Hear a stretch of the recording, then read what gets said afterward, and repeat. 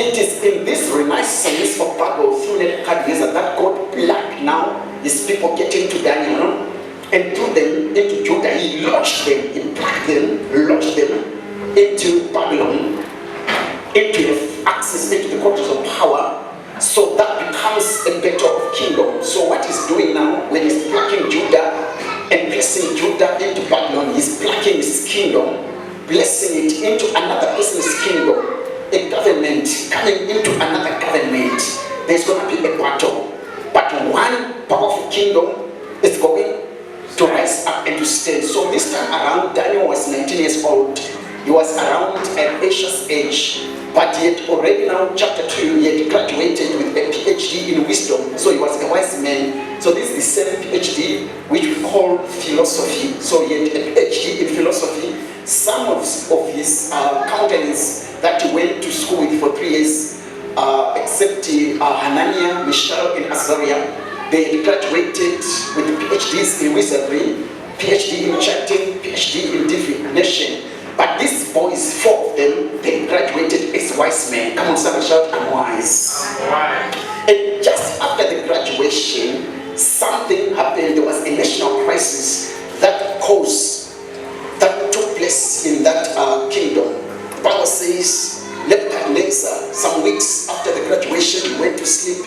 Then he had a dream. He had a powerful dream, magnanimous dream. Then he called. In first chapter of Daniel, there was Nebuchadnezzar and Ashpenaz. In this chapter now, there's Nebuchadnezzar and Arioch. These are the 2 people that are going now to change Daniel's life. So the common man is Nebuchadnezzar in Daniel's life. Ashpenaz has done his work of scouting the talent of Daniel. Then Arioch is there now to see if they are able to apply the things that they learned at the university of Nebuchadnezzar. And the Bible says all the magicians.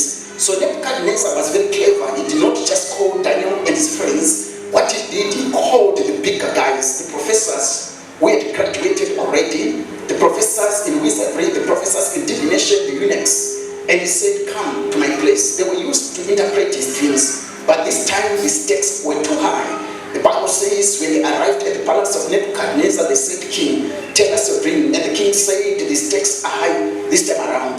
The policies that have been given me, you have been Googling those policies, you have been getting them on Wikipedia. This time around, I need a policy from a different technology. So they said, but we have never given you any policy measure. I'm bringing it now to your contemporary time. It was not like that biblically, but so for you to understand. Am I talking to somebody? So he's saying now, give me things. I want things that can move this kingdom.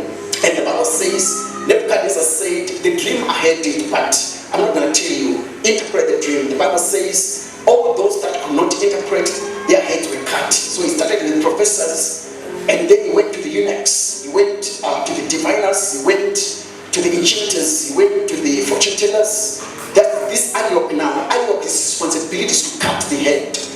In this corridor of power, there are those that the devil is going to place in your life to just cut your destiny and your purpose. You tell them that I want to become a millionaire and a billionaire. These are Ariochs. They cut your dream down before it becomes something. And the Bible says, when now all the enchanters, the wise men of old were destroyed and killed, Arioch said, King, we are done. And Nebuchadnezzar said, no, there are 4 boys that have recently graduated.